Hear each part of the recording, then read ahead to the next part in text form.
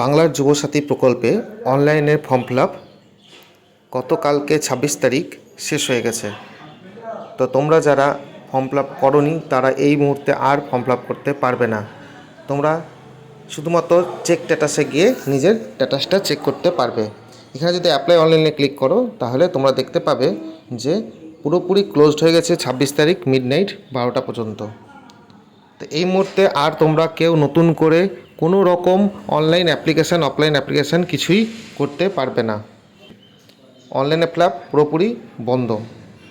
শুধুমাত্র তোমরা চেক স্ট্যাটাসে গিয়ে নিজের স্ট্যাটাসটা চেক করতে পারো যারা ফর্ম ফিল আপ করেছিলে। এখানে দেখো চেক স্ট্যাটাসে গিয়ে দেখাচ্ছে যে updated status will be made available soon.